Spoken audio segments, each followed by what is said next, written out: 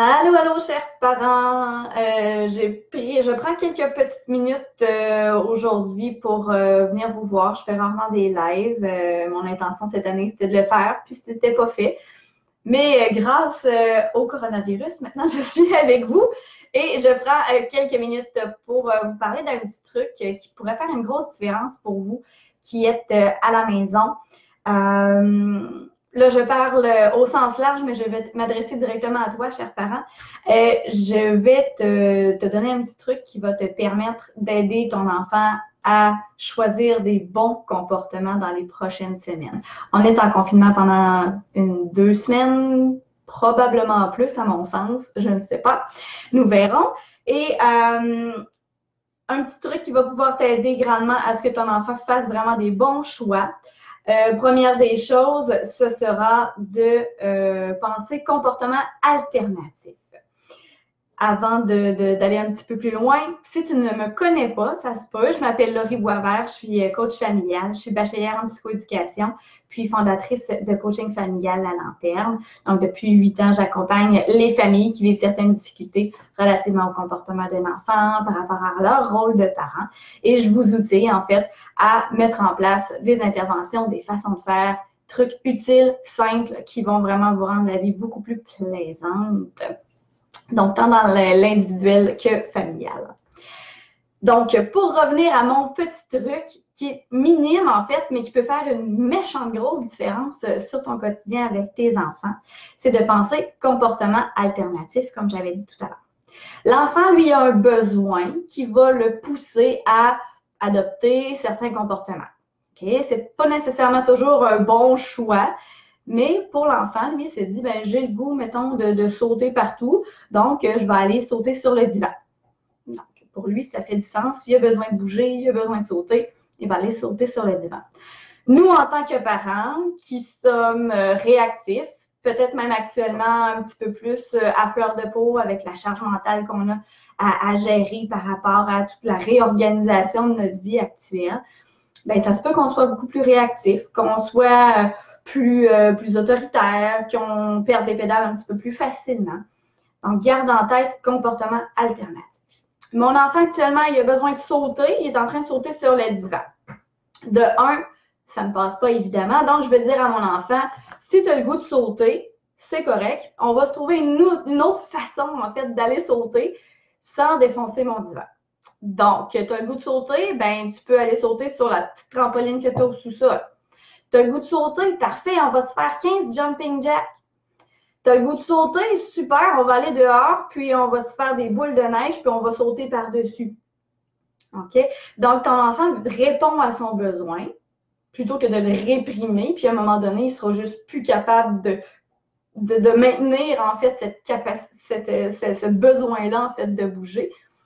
On va répondre à son besoin en faisant quelque chose de plus positif. On va choisir de canaliser, en fait, cette énergie-là en étant quelque chose de positif. Et en plus, ben, tu vas être en mesure de faire des activités qui sont plaisantes, renforcer ton lien affectif avec ton enfant. Donc, éventuellement, il va avoir le goût encore plus de collaborer avec toi. Donc, plus tu vas tu vas penser comportement alternatif, bien, plus on va viser le positif. Et plus on va renforcer les comportements alternatifs, bien, plus ton enfant va aller instinctivement vers des comportements qui sont adéquats en fonction des situations. Exemple, mon enfant, lui, souvent quand il est en colère, il va se mettre à taper ou à lancer des choses. Mais ton enfant, s'il a besoin de libérer les tensions physiques, ben, de taper, de lancer des trucs, non, effectivement, c'est pas correct. Okay? Il y a d'autres façons de l'exprimer. L'émotion est là, l'émotion est saine, la colère, c'est normal de la ressentir.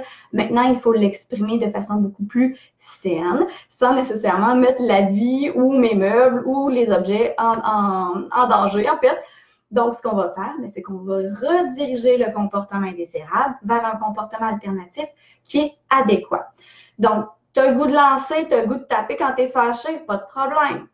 On va se diriger vers un oreiller, tu veux taper dedans, parfait, tape dedans, ça te fait du bien. On s'assure vraiment que ce soit clair que c'est vraiment uniquement sur cet oreiller-là que tu vas pouvoir taper lorsque tu es en crise.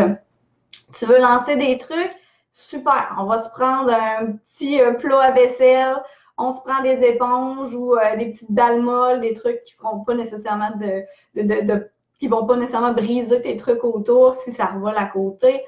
On peut faire des petites boules avec des débarbouillettes. Peu importe, fais appel à ton imagination, pas celle de ton enfant. On va lancer ça à l'intérieur. Tu veux lancer, ça défoule, ça brise rien. Tu as répondu aux besoins. Puis il y a beaucoup moins de chances que ton enfant continue justement à taper ou à lancer des trucs parce qu'on a répondu à son besoin. Si en plus il y a eu du plaisir, bien évidemment que la prochaine fois, il va choisir justement cette façon de faire-là.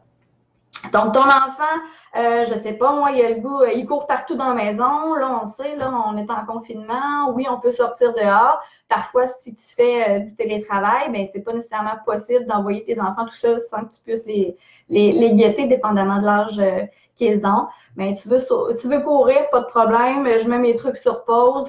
On va se faire des courses aller-retour dans la maison. On va essayer de se défouler le plus possible pour répondre à ton besoin. Par la suite, on est apaisé, on a eu du fun. Les endorphines se sont placées aussi, fait qu'on est dans un état de bonheur. Donc, idéalement, ça devrait faire une différence sur ta dynamique familiale.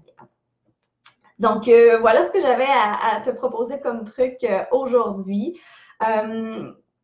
Puis, ce que j'aurais à te proposer comme petit défi du jour ou de la semaine, dépendamment quand est-ce que tu verras cette vidéo-là, bien, essaie justement d'y aller un petit peu plus vers les comportements positifs, d'amener un peu de folie une fois de temps en temps dans ton quotidien, juste pour raviver un petit peu le dynamisme de tes enfants, de leur permettre d'avoir du plaisir dans ton quotidien, malgré tout ce qui se passe. Puis je sais qu'actuellement, il y a beaucoup de tant d'adultes que d'enfants qui vivent de l'anxiété par rapport à la situation actuelle, puis des inquiétudes par rapport à ce qui va se passer. Je sais qu'à la maison, moi, j'ai mes 3 enfants avec moi.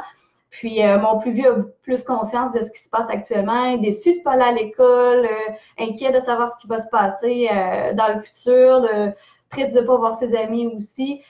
Donc, ramène un petit peu plus de folie dans ton quotidien, ayez du plaisir, focussez sur le bonheur que vous avez au quotidien. Prenez le temps de respirer ensemble. Assurément que ça peut faire une grande différence. Donc, voilà ce que j'avais à vous proposer pour aujourd'hui. Si au cours de la semaine, là, j'ai des petits trous à quelque part, j'essaierai de venir vous voir pour vous donner d'autres petites stratégies qui pourraient faire la différence. N'hésitez pas à me réécrire ici sous cette vidéo-là, là, si vous avez des commentaires, des questions. Je ferai ce que je peux quand je pourrai, en fait, là, pour pouvoir répondre à vos questions, vos interrogations, vos commentaires. Ça me fera un grand plaisir. Donc, d'ici là, prenez soin de vous.